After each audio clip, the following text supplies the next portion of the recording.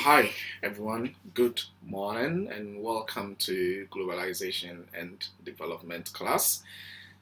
Today it's me, Flip Atara, who is going to handle this lecture. We are going to look at media reflections and representations in the context of the globe. How does the media represent marginalized people? How does the media reflects images of Africa, images of the developed world, and what have you? And does the media also involve itself in representation? Okay, so issues of, is it mirroring society, or it is cooking its own stories and making up some events for itself? So this is what we're going to look at today. Now, we have a question which you would all have to attend to when you are done watching the video. Okay, now let's discuss this question on our platform as part of ensuring that students engage in these online classes. You would have to respond to the question, and then you also put your comment there. Please, when you're commenting, you should add your index number as well, so that we know those who actually participate in the classroom discussions and those that aren't. Now, the question is, how does the media include and exclude through the power of representation? Okay, so this is the question for all of us. At the end of the class, let us try and finish work on this question and see how best we can discuss it. Okay, so as I said, today we're looking at media reflections and representations. Now, let us have a brief understanding or background of what the media is. Okay, let's have a brief understanding of what the media is. Now, we've seen that the importance of the media currently is incontrovertible. The importance cannot be overridden. Okay, media has a very major role in this time of coronavirus. Okay, we are all in our houses. One way or the other, we've quarantined ourselves just to ensure that this virus does not spread as quickly as it would. We've done various isolation procedures and measures, and we are trying to ensure that things out there are not as bad as they may be if we keep on coming to contact with each other. Now, in all of this, you see that the media is playing a central role in connecting all of us, even though we may find ourselves in different places by now. The media is playing a very important role by bringing information about the virus to us. The Ministry of Information and that of the executive arm of government is always ensuring that Ghanaians are informed through the media. So, yes, we can't override or overrule the importance of what the media, especially in this time of coronavirus. Okay, now the media is also said to replace older institutions as the primary source of what understanding the world. Before the inception of the media, most of us or all of us depended on institutions such as the family, institutions such as the church, institutions such as the educational institutions like schools to give us knowledge and understanding of the world, to inform us. Okay, but now the media is taking up all of these roles. The media is playing this role, ensuring that we get the needed information that we need about whatever that is happening in our lives, in our social and our spiritual needs. The media is ensuring that we get what?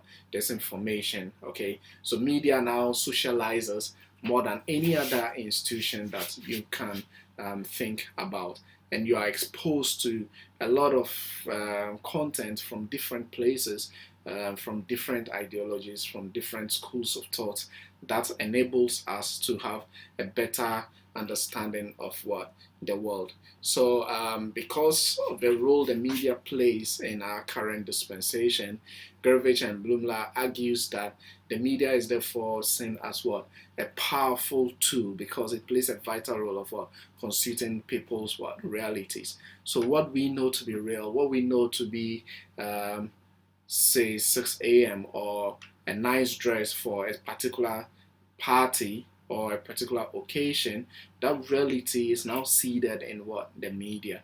The media now gives us an understanding that this thing is good for this event, this thing isn't good for that event, this book is good, that book isn't good. So everything, our reality that we formed, what constitutes our reality now, is because we have depended so much on the media for that what, information. Okay, now Hall argues that in this modern world, the media plays a significant role in the circulation of what, meanings. Okay, now there are several meanings, there are several understandings that we attach to what, events. Okay, for example, if we look at symbols or symbolism, they come with what, some meanings. Okay, so if you should see a circle with a red cross in it, it stands for something. Okay, so these are meanings. Now we are saying that this media circulates what, meanings. Okay, so if you see anything in the media, it comes with what, a certain meaning, a certain understanding that we all create. And of course, these meanings that we create are coming from what, the media. It is no longer coming from our immediate environment, is no longer coming from our families, because most of us now are depending on the media for what, these meanings. Okay, so modern communications have made the world what, smaller, and this is something that we've been discussing in our globalization and development class over the past few weeks, that indeed it took the media and the communication industry to intensify the processes of what, globalization. Yes, we've argued and agreed that globalization as a process has been there for centuries, for millennia, but then with the inception of the media, it made it a reality. It made us to really understand that, yeah, issues of globalization are taking place. People are traveling, trade is going on. One thing that happens at one place affects the other. Okay, like the recent Russian-Saudi Arabia misunderstanding, which is now creating the drop, okay, so far as petroleum prices are concerned. And yes, 34% reduction in petroleum prices occurring in Ghana, but we are not major players when it comes to this industry. But these two countries, which are miles away from us, and misunderstanding between them, and the effects, the repercussions are happening. Okay, so media makes us aware of the market. Media makes us aware of the cultural differences. Media makes us aware of diseases, okay, like the coronavirus. And because of that, it has actually what, brought all of us what, closer to each other. As Larson argues that the media, as a result of globalization, actually does what, close things together, makes us, it shrinks time and makes us come what, closer to each other than ever before. Now, what we're saying is that in as much as the media brings to us events or meanings, at times the meanings are different when you pick the encoder and that of what, the decoder. What the encoder may be saying may carry a different meaning from what the decoder or the recipient of the information may also have. Okay, for instance, if you should watch this movie, The Avatar, okay, the encoder or the production of that movie is actually about the world, Earth, and then another alien world. Okay, so one group of people going to invade another group of people, okay, aliens in a different planet, and at the end of the day, one of the humans decided to rather help the aliens, okay, not to be destroyed by the mission. Okay, so you see this what has been encoded, and this what we pick. But others will also decode this whole thing as what, colonialism. they decode it in the sense of colonialism because they feel that this is a true representation of what happened some time ago so far as colonialism is what concerned. What we also see is that it's even hard to take the whites or a certain group of whites to fight for the liberation of blacks, to ensure that colonialism does what comes to an end, slavery comes to an end, and what have you. So this is to the same message, but the encoder has a different understanding to it. The decoder may also have what a different what understanding. Okay, so texts do not mean the same to producers as to what audiences. At times, what the producer wants to convey, the message the producer wants to carry out is what different from what the audience also do what receive. So you need to understand that in media representation and reflections, at times meanings may be different. So we have to watch out for some of these issues. Now let us look at media reflections and representations with this after our knowledge of this short background to media and what it does. Now the mass media can be taught as what a metaphorical mirror. Now, this is something we've been saying that media is a mirror of society, so you just put a mirror there and it reflects what is happening in society. Okay, it reflects countless what events in the social and physical world. So there's an occasion, the media covers it, it just reflects it and shows to us what is happening somewhere. There is an accident, it captures. There's a sporting event, it captures. Okay, so media is into the active business of what reflecting what is already happening in what society. Media is not manufacturing new ideas, it's not manufacturing new issues. It is just sending back to us what is what already happening or existing in what society. So this metaphor seems at odds with what notions of agenda setting and media effects.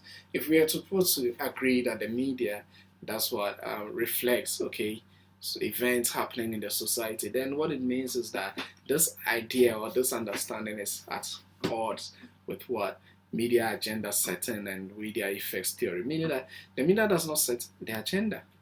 The media does not have any effect on us. Okay, the media is just reflecting what is already happening or existing in what the society. Okay, now it says that the media holds a faithful reflection. Okay, so more on the issues of media reflecting and not setting any agenda is that the media holds a faithful reflection of what current societal mores, norms, structures, and values. Okay, now you also see that when you pick the issue of agenda setting, okay, we mostly look at it from three principal or cardinal points. Okay, the media agenda setting, the policy agenda setting, and then the people or the audience agenda setting. Okay, so what you see is that when you pick issues of mirroring society, then what it means is the media in itself is not into the active business of setting any agenda, but society itself does what sets the agenda. Society itself brings the information, brings whatever it's we see in the media to the media. So the media only makes the masses aware that, oh, at this point in time and at this place, this happened, okay, and this is how it happened, by ensuring that it tells exactly what happened or it narrates the events that took place. So the media is not into the business of setting any agenda. It only reflects what is already existing in society. The media is just showing us what we already know or what we already believe in, and also the social structures that have already been what established in what society. Yet this metaphor assumes a normative approach, okay, to media production. Now, what is this normative approach? The utopian way, the normal way, okay. So when media became what it is, the utopian or the normative approach is that, oh, it doesn't tell us what to do, it just exposes what is there. Are you getting it? So the same principles of agendas and, oh, we don't tell people that they need to do this or they need to do that. We just show them what it is, and they would have to decide to go with what is reflected or decide not to go with what is reflected. So this is the normative way that they do things that we ought to do rather than what they do. Okay, so media just ought to show us, but do we do it? That's the question. Do we always do what the media puts out there? If we do, then it means that there's a level of effects taking place. Okay, again, if the media says it is only reflecting society, what we need to ask ourselves is this metaphorical mirror, what kind of mirror is it? Is it a plane mirror? Okay, is it a plane mirror? Is it a divergent mirror? Is it a concave mirror? Okay, is it a convergent mirror? Now, these are questions that we in a globalization and development class will need to ask ourselves, that if the media is actually reflecting people, okay, then we need to find out what kind of media it is, okay, because we don't have one mirror, we have several types of mirrors, okay. So if a mirror has the properties of reflecting, which is true, but you see that various mirrors reflect things what in various ways based on their makeup, based on how they are designed to do what reflect. So yes, the media reflects, but I believe that the kind of media it is will also determine the kind of things it reflects and the way it even reflects the what stuff. If you pick a mirror, you see that some mirrors will make you look smaller, right? Others will make you look very big. But it's the same person, and you ask yourself, well, how come I'm this small in this mirror? How come I'm this big in this mirror? But they are all mirrors, and they are all into the business of just reflecting what comes into contact with their what surfaces. And you see a plane mirror, and you are okay. Are you getting it? You are okay. You are normal. What you see in the mirror, the image you see in the mirror, is the same as the object, which is you. Okay, so these are issues that we would have to also look at. Okay, so a reflection can become strained or distorted depending on which way one tilts it, okay, and where one is standing. That's another issue about what mirror. Now, the way I would decide to position a mirror can give me a different image of an object, okay, and we need to ask ourselves, this media that we are talking about, yes, they may be reflecting, but are they reflecting from the right angle? Have they been placed in the right angle to do the reflection? If you all remember, in the 2016 election, CNN put up a story about Ghanaians queuing up for food because there was hunger in the country. Okay, now, yes, there was a queue. Okay, and that's what it picked, but looking at the whole elections and what have you at the time, do you think that that was the only angle that mirror called CNN could be placed? Are you getting it? So they decided to put this angle to whatever is reflecting. And it's true, people had queued up to buy food. Are you getting it? It's true, they've queued up in the name of what? Food. Just that the reflection was not as accurate as what we thought. And also takes us back to the issue of encoding and decoding, where the encoder, in this case CNN, thinks that, oh, they're actually queuing up for food because there is hunger, and we who are the citizens who decoded this information knows that, no, this is not true. People are just queued up to buy food, not because there was what hunger.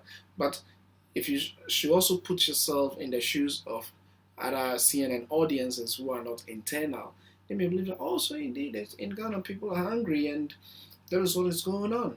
So this is what the media has reflected, but it has different what meanings to audiences who are close to the events and to audiences that are what beyond the borders of what the event.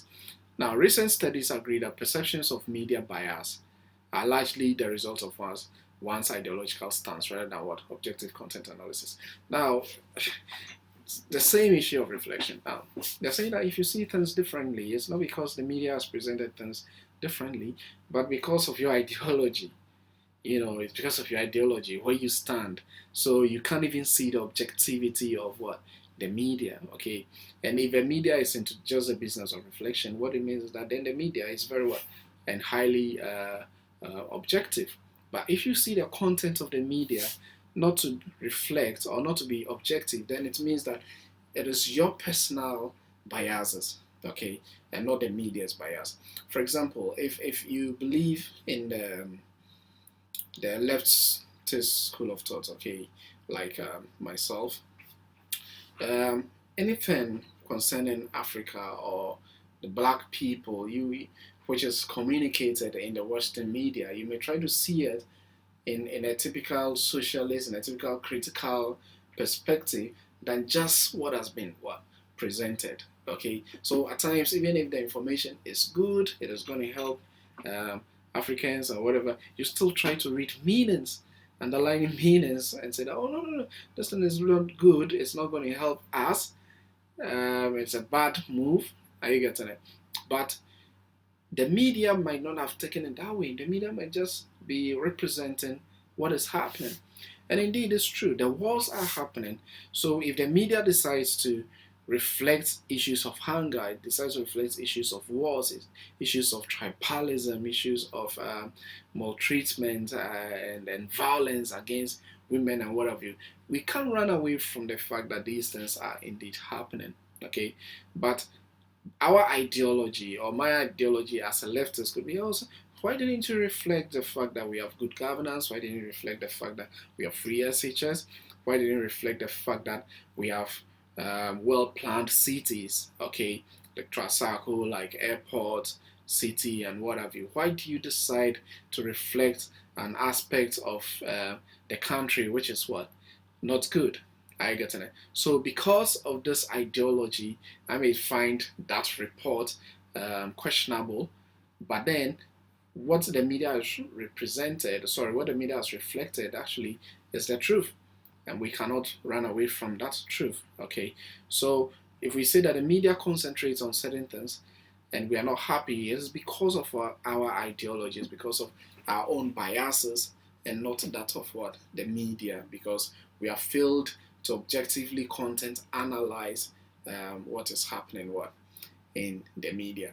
Now, let us look at media reflections around the world. Okay, we see issues of violent content. Okay, and we say, oh, there's so much violence in the media.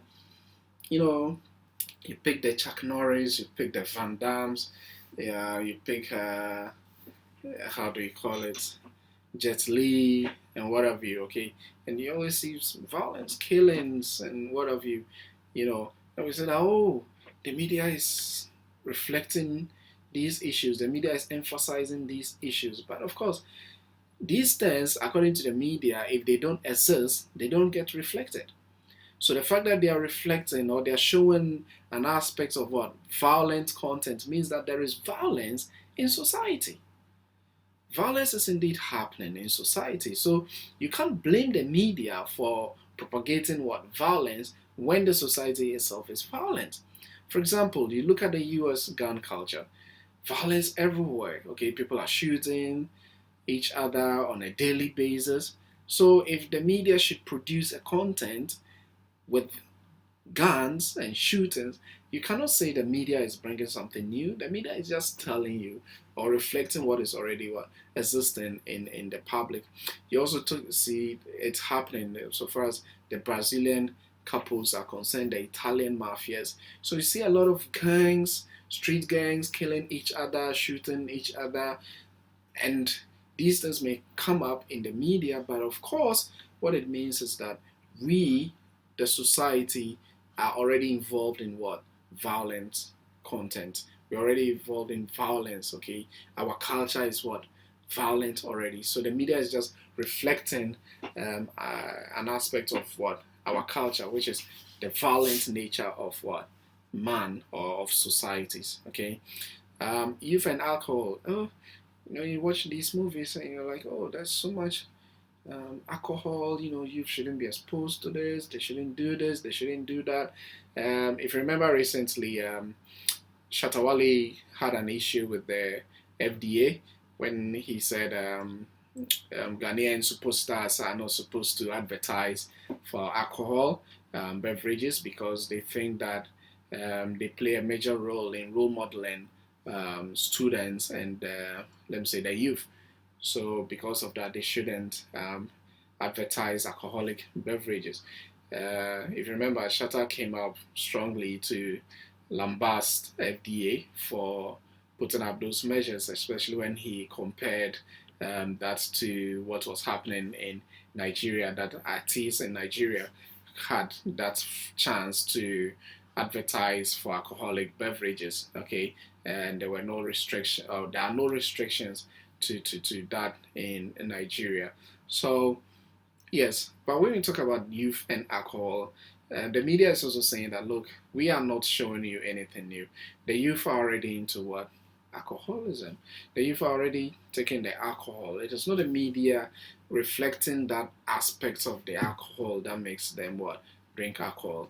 Now, so if you look at these high school movies, um, Can't Buy Me Love, Project X, Fun Size, 21 Jump Street, and a host of others, you see that these are movies which actually reflect how the youth are into excessive alcoholic intake, into partying, and into sexual activities. Now, these things, according to the media, are not imaginary, they're just real, and the media is reflecting that reality to us. The media is reflecting the fact that the youth are involved in alcoholism. The media is reflecting the fact that the youth are involved in sex and what have you. So all the things that we see, which we believe that are in excess, or the things we see in the media, which we believe that are the creations of the media, are actually false, because the media is only reflecting what is already in what society. Then also scramble for wealth. We see these in movies, almost every movie, everything, every time there's the issue of fighting for power, for wealth. We see this in movies like Journey of Wealth, Dons of Sakawa, and a host of others. Now, these things happen. Okay, these things happen. That's what the media is saying. That look, we are not here to tell you that go and fight for wealth. People are already fighting for wealth. People are killing for wealth. People are killing for property already. So if you see it in the movies, just know that it is an aspect of the world. And also, you even see it in prime news that, oh, this person has killed us, this person has been used for ritual killings and or ritual murder and all sort of things. Okay, when the Takrady Girls issue came up, most people blame the Nigerian community and saying that, oh, they're responsible for it because they've taken the girls for rituals and what have you. Now, these are things that are happening. As whether what the people are saying is true or not, it tells us that in the society, people are always fighting for what? Wealth. So these are instances where the media does what? Reflect what is already existing in society, and that it doesn't set any agenda for society. The society sets the agenda for what? The media.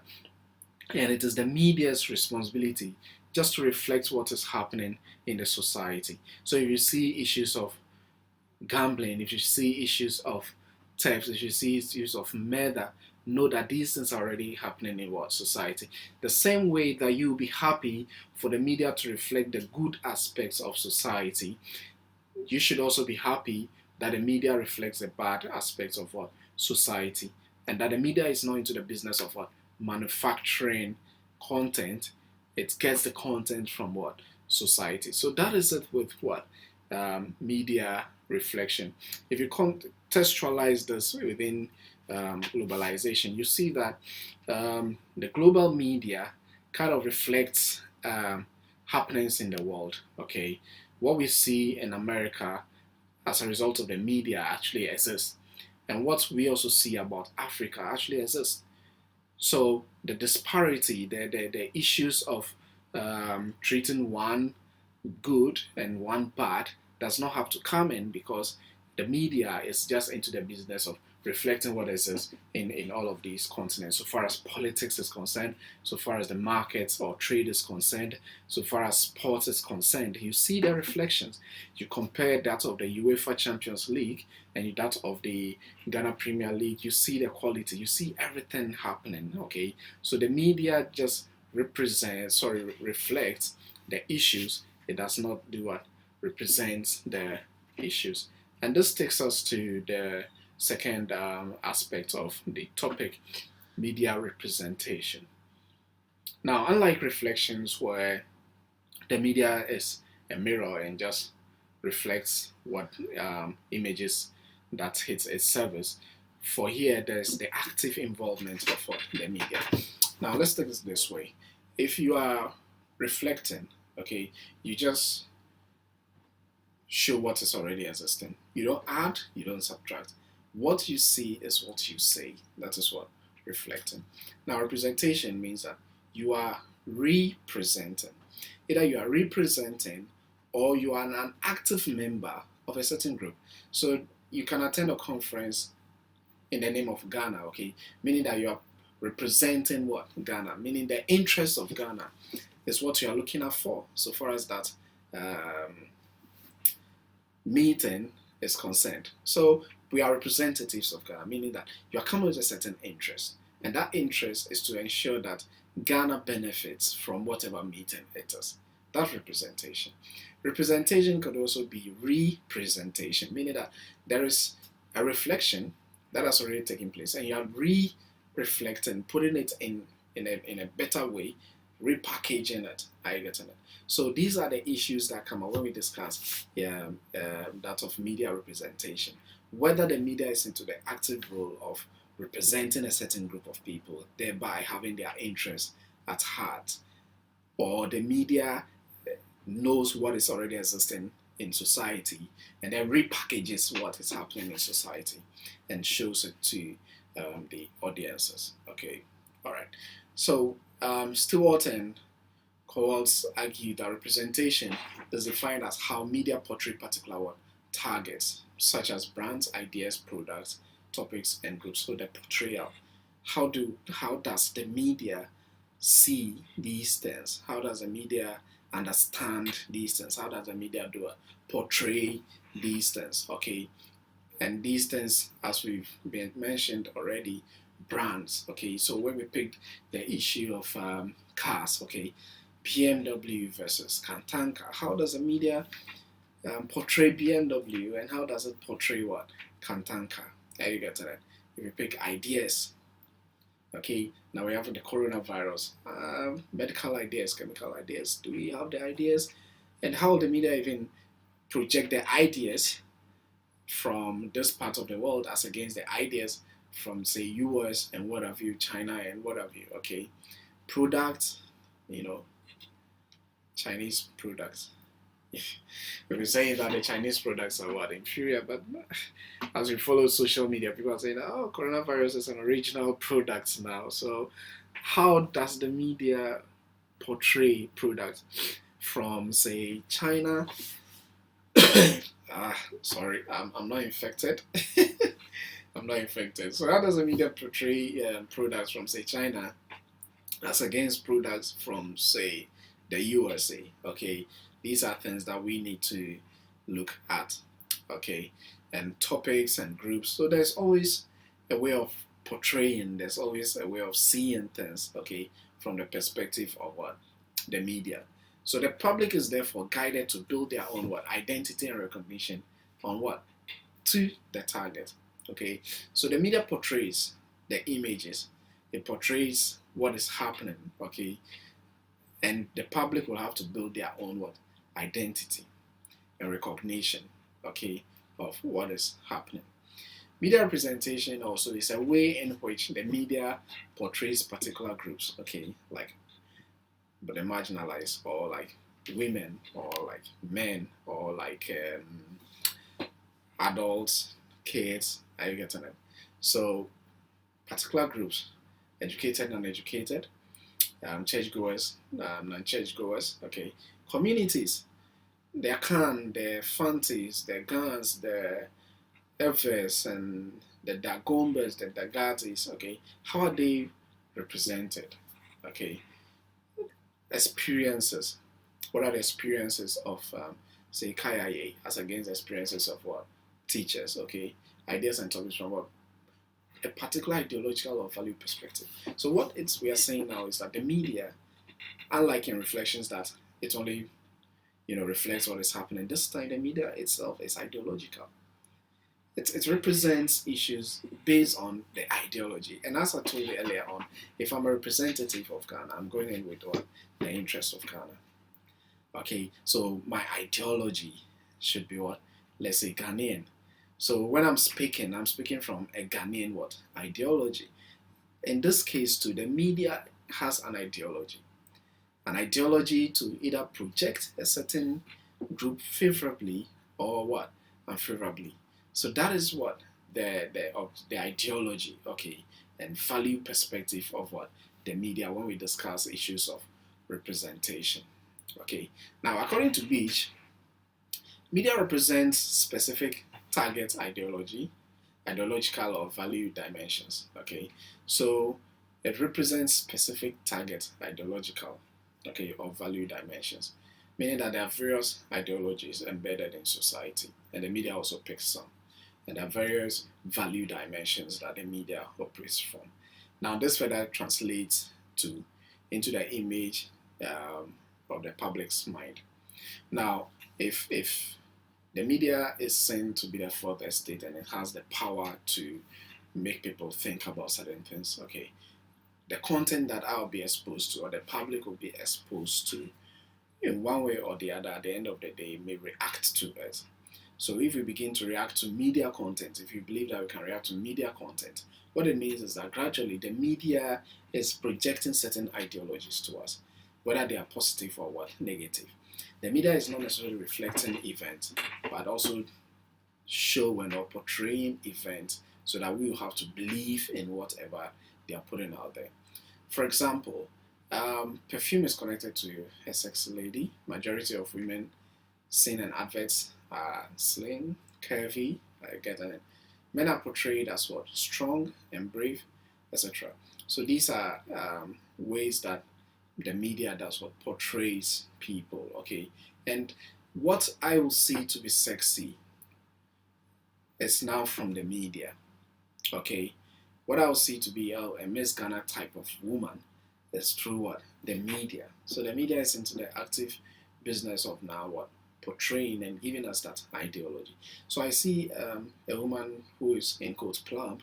I say, oh, you can't go for Miss Ghana, you can go for Miss World, because consistently the media has shown images of people that go for Miss World and what judges are saying about the physique of a woman who wants to go for what? Miss World. So you don't blame, persons who think they can't do certain things because already they know what it is. They know, as we say, the images that already exist for people who want to do certain kinds of what? Things. Okay. Now, women are represented, if you look at the image or the diagram in your slides, okay, how women are portrayed on screen in the top 500 films from 2007 to 2012. You see that at 30.8% of the time, of all characters that speak, all the time, women have just about 1/3 of that. So anytime, if you pick a whole movie and people have to speak, you see that the number of times that women speak is 1:3. So just 30% of the time that you find what? Women speaking, meaning that there's more of men what? Doing the speaking, portrayed to do the speaking. Okay. You also see that 28.8% of women wear sexually revealing clothes. Okay, so the media has portrayed women to expose themselves or to sexually reveal aspects of their bodies, okay, as opposed to what? 7% of men. So we pick a movie and just 7% of men may show their chest, okay, or wear sexually revealing apparel, but you have 28.8% of women showing more or being sexually revealing than what others. Okay. The study also indicates that 26.2% of women actresses get partially naked. So, of those that wear sexually revealing clothes, 36 of them actually are partially naked, as compared to 9% of men, and 10% of movies featured a balanced cast, where half of the characters are female. So, in terms of the number two, you see that women are very few when we pick the numbers, okay, of any particular cast. Now, so this is what the media represents, okay, to us so far as women are concerned. If you also pick representations, okay, global representations of men and women, okay, first of all, you see that when you pick the symbols, okay, when you pick the symbol for a male, which looks like this, and then there's an arrow, that is a symbol for Mars. Okay, if you pick the female symbol too, that is a symbol for Venus. Okay, now what it stands for, okay, the male, let's start from those symbols. The male symbol itself stands for a shield and an arrow. And we all know what a shield and an arrow is: brevity, war, violence. Are you getting it? So, hey, let me protect. Okay, shield is for protection too. So, men are supposed to protect, men are supposed to fight, men are supposed to, be brave. Are you getting it? Now you pick the symbol of Venus, which is like a circle and then a plus, okay, attached to the circle. Most scholars say that this is a mirror with a handle. Now, why a mirror and a handle? Are you getting it? So, if a mirror represents women, then what it means is, okay, women stand in front of a mirror, they are concerned about what? Beauty, they are concerned about what? Their looks. So right from that symbols that we see on, let's say, it's in the Ghana AIDS Commission, on condoms and those things, you see the male and female symbol. Right from there are issues of representation, an issue where one is seen to be stronger and one is seen to be weaker, one is seen to be less concerned about their looks, and the other is what? More concerned about looks. So this is how globally, because these are symbols that have been what? Accepted globally, okay, with regards men and women, wherever you may find yourself. Those are symbol of man, those are symbol of woman, but embedded in that is a lot of issues, okay, a lot of issues in there. Men are represented to have brain, masculinity, abs, desire for sex, are you getting it? Productive, okay, action, violent, muscles and strength, dominant, skill, power, okay.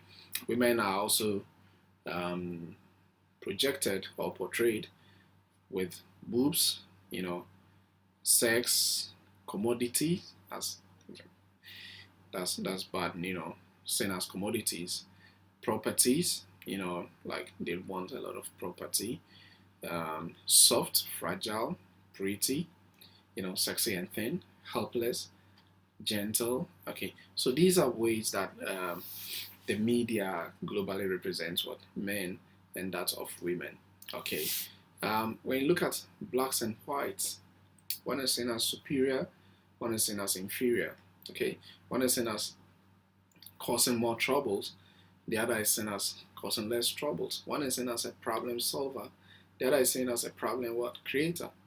As a result, Trump made that shithole comment to describe what blacks or Africans and the way we do our things. So you see that there's a serious crisis when it comes to media representation, because, as I said earlier on, these are conscious efforts, okay, and they are ideologically embedded to ensure that one group is projected in a positive manner and the other is projected what? In a negative manner. So if you pick this movie, When They See Us, now When They See Us is a movie involving I think 4 Africans, African Americans who were at their youth stages at the time, and there was an issue of murder. Now, because they were having fun in a park close by, police did not even do enough investigations. They just put the words into these youth, and they had to tell the stories. They packaged the stories and ensure that these people who were innocent were rather jailed, some for 15 years. Okay. Meanwhile, at the end of the day, the perpetrator of the violence, the murder, is actually a white person. But because of representation, the media was used to represent blacks as violent. The media was used to make sure that blacks do not have a say, to make sure that blacks are condemned, for creating all the heinous violent activities that you can talk about or come across. Developed and underdeveloped nations, of course, the media, anytime there's an issue in a developed nation, then it's about technology, it's about a release of a new, technology, computer, satellites, cars, high-rise buildings and whatever. Good stuff about developed countries. But when we come to underdeveloped countries, what do we see? Violence, hunger, poverty. That is all that the media concentrates on, because you need to know that there's an agenda. Okay, so far as this global media is concerned, there's always an agenda to represent. Okay, now since we don't control the media, since the big media is not controlled by the underdeveloped world, the developed world use their media to portray, to represent us. Okay, and of course, if I'm not a representative of Nigeria per se, I wouldn't project Nigeria as a better country than what my country, Ghana. So of course, you don't expect the global media to represent Africa in a better way than the African media itself. So that is what happens in these markets. Some markets are seen as stronger, others are seen as what? Weaker. Some are inferior, others are what? Original. So you may ask yourself, where is this content coming from? Where is this technology coming from? Is it coming from a superior market or an inferior market? And the prices too. At times you may have the same quality, but because it's coming from, an American market, and they deal with standards and whatever, then the prices are more expensive. Though yours may be more exotic, or yours may be more quality, because it is coming from an inferior market, in quote, then it makes the products also what? Inferior. Politics. Okay, politics globally, we are looking at democracy as the way forward. So nations that practice autocracy are represented as backward, are represented as underdeveloped. Okay, because how can China in 2014, 2015 thereabout be regarded as a second world country, when at the time it actually became the world's, superpower when it comes to economic activities and whatever. But this is the reality. The media of America and its allies kept representing China as what? A second world country. Meanwhile, they were making better monies, they were producing, manufacturing was moving up all the time, and their economy became the world's biggest economy, yet they still became what? A second rated or a second world country. So you ask yourself, what happened? It's because of media representation. Okay, so because in terms of politics, they are not all that democratic at the time. So all nations seen to be autocratic have a different representation in what Western media. You can look at the issues of Mugabe. You can look at the issues of what's the name, Paul Kagame. Okay, and you see that these are people who, in one or the other, you may think are autocratic, but they are doing well.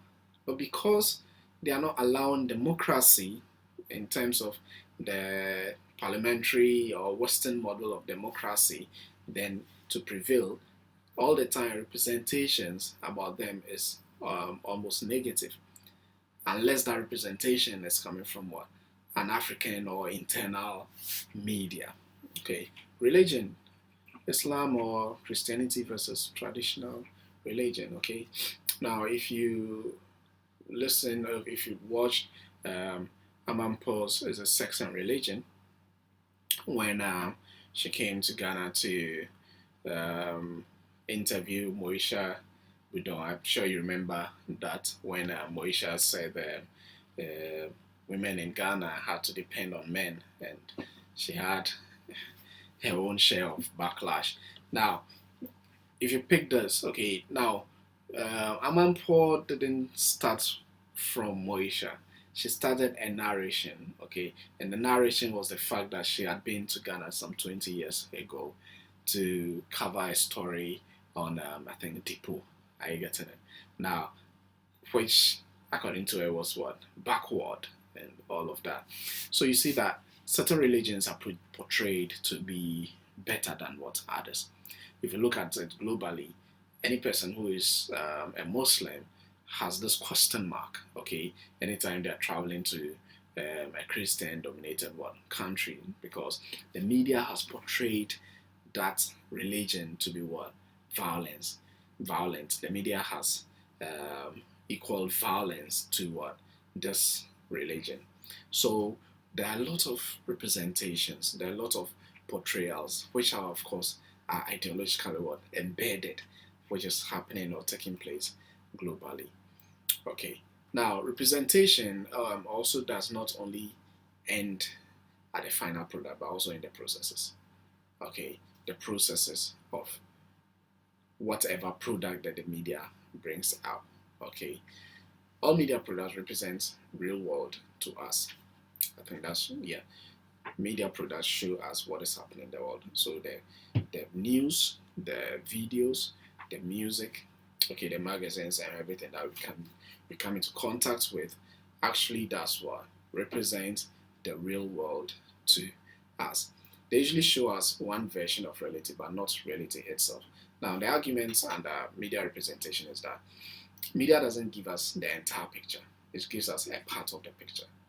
So as I was saying earlier on, using the CNN example, yes, they decided to reflect people queuing up for food. But was that the entire picture? Was it truly that the people were queuing up because they needed, how do you call it, to buy, they needed food because they were hungry and the government couldn't afford them that food, okay? Or they just queued because that is the norm, orderly way of buying food, okay, in the absence of a restaurant where you have a table number and a ticket number and you'll be served accordingly. These people are just queued up because that was the best way to, orderly have access to what the food that they need. So there's always a version which is shown, but not the whole one version. So when you look at media representation, then of course I'm showing a version of Ghana which is good or positive, and I hide what? The bad aspect. And that is what happens. Okay, if I'm a representative of this country, I'll ensure that everything that I represent is what? Positive and not what? Negative. So I'll try to hide that aspect. So that's why we are saying that the media does what? Show us one version of reality, but not what? Reality itself. There's always a part that is hidden. Okay, and if you watch this documentary, I think Seattle in Crisis, you see that there are many places in the United States that there is poverty, okay, that there is gutters are choked, that there are refuse on the streets, high, main streets, okay, with so many refuse, okay, like the ones we see at Odona. Are you getting it? But these things are not reflected or they are not represented in their media. It only takes some critical or radical media to often expose some of these things. But if you pick it on a percentage, you can say that 99% of the times, the media of the West positively represents what? Conditions in the West. But who told you that there's no poverty in the USA? Who told you people can't feed themselves even with one meal in a day in the USA. I get it. But media representation is a conscious attempt, better with ideology, to of course sell a certain group of people in a positive way and others in what? A negative what way. Everything in the media is constructed. Okay. It means everything is planned, everything is cooked, everything is made up. Okay. And there's a plan as to how to construct the content. Okay. So at times what we see may not be a reflection, but it may be something that has been what? Constructed, something that has already been prepared for consumers to have as a result of either policy or media agenda what setting. If not entirely, but to some extent. So at least there's an extent to which we know that content from the global media is what? Constructed. Okay. Media representations take many forms, from radio segments, newspaper articles, photographs, films, advertisements, and so on. You see these things. You see how representations take place through adverts, through songs, through the news, okay, the newspaper, the film industry. You see a lot of representations, okay, so far as white, black, or Africa, or third world, first world issues are concerned. Okay, so far as gender issues are concerned, you see these things happening in the media. Now, can we look at some advantages of representation? Now, representation gives us a sense of what? Belonging. Okay, now if I am represented, if my community is represented, okay, I feel belonged. I feel that, oh, this is my group. Or if I see people also doing the same kind of things that I do, I say, oh, we are all the same. So whatever I'm doing is not strange. Okay. So if I should see, for instance, gays or lesbians, in a parade or showing or fighting for their rights and whatever, and I'm also one, I'll feel belonged that, oh, after all, the media is now giving us some space, and that is a good thing. Okay, it creates role models. We look up to people and what they do. So if the media represents a certain group in a positive way, and then I'm also happy to have them as well role models. Okay, the media creates a platform for more voices to be heard. I get it. Now, as we discussed last 2 weeks or so between space and then place, you know that when we come to the media space, it deals with what? Voices. Okay, so the more people are represented in that space, the more voices that are what? Heard. Okay, so media gives us a lot of what? Voices to hear from. We hear from a lot of voices, a lot of people speak, and we hear from all of these people. Media representations mediate individuals' lived what? Experiences. So it is more like an arbiter, okay, between their lived experiences and what happens out there. So what is happening out there, if it is in consonance with what I'm also doing, then it means that there's a mediation, okay? It comes in between us. It links my experiences with what is happening, okay, to other people in the media. Media representation seeks to empower groups of people to do what they weren't able to do or what they aren't able to do. Okay, so we see issues of climate change in the media, and people also begin to talk about what climate change in their respective what countries. Okay, so it empowers people to take actions and to do things that are good for themselves. Okay, but there are disadvantages to this whole issue too. Okay, and some of the disadvantages are this: representation creates problems in the society. Okay, for example, if you watch movies like Atamoshman, okay, I mean it represents a certain group of people in a certain way. Like if you belong to this tribe or if you believe in this religion, you are often relegated to either a gate man, a kayayo, a watchman, and all of that. Now these end up creating issues, okay, misunderstandings between the groups, and especially the groups that are negatively what represented. It also creates inferiority complex. If my community is represented in a very bad manner or image, I feel somehow what inferior to other communities that are positively what represented. Okay, so if you are a Ghanaian, you see that there's this sense of inferiority if you come into contact with a white person. Why?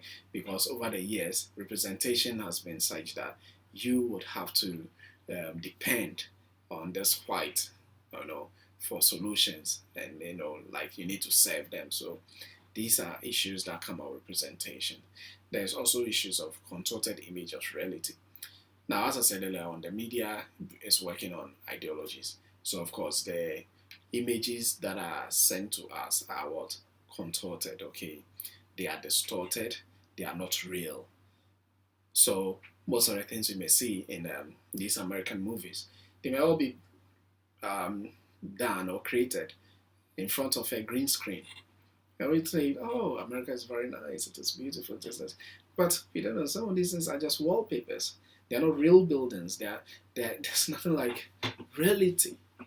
Are you getting it? So media contorts these realities. And you may think that, oh, people are enjoying life. Meanwhile, they aren't. But you keep on blaming yourself, okay, for not achieving certain things. Meanwhile, that is not the reality. Reality is contorted. There are issues of inequality, okay? Inequality, because if I'm not represented, I feel that my issues are not equal to what is represented. I feel that I don't have the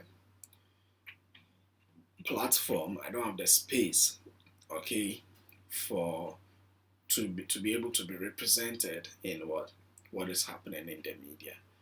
There are also issues of violence against women. Okay, now most of the time women are represented as what? Inferior. So even if you have a strong woman, she at times allows herself to be beaten by a man. Okay, so this issue of representation actually creates a sense of violence and insecurity and inferiority complex against women. So representation has its own negative effects on people. It also has its positive effects on people. But at the end of the day, what you need to understand is what is the ideology of that particular media. Okay, and are they working according to their ideology? Of course. And if the ideology is such that they need to project where they are coming from in a positive light, then what it means is if you don't have access to the media, if you don't have control over the media, then you'll be your representation will be limited in terms of space. And anytime you even get space, it won't be a positive representation, but what? A negative representation. Okay. So conclusion. Representation is slowly but steadily becoming a reality. Okay. More and more minorities are being represented day in and day out and now have a voice.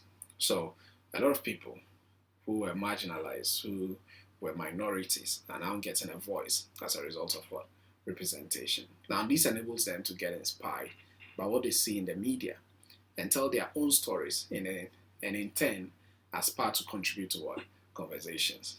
At the end of it all, the representation has its demerit. It benefits everyone in the long run.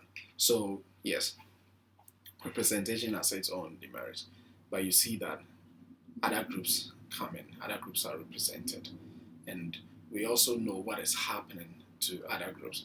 And if we know what is happening is negative, you see that we always come up and then speak against whatever that is causing that issue to that group of people. We try to add our voice to the little voices that they also have. All right. So class, this is all we have for today. So far as media reflection and representation is concerned, any questions that you have, you can put them as part of a commentary, and in the Google Classroom, we'll discuss those things over there. But don't forget, you need to complete the assignment. Okay, I want to go over the assignment again. The question is, how does the media include and exclude through the power of representation? Okay, so that is the question. How does the media include and exclude through the power of representation? Okay, so let your questions come. We are ever ready to address them, and have a fruitful day. Goodbye.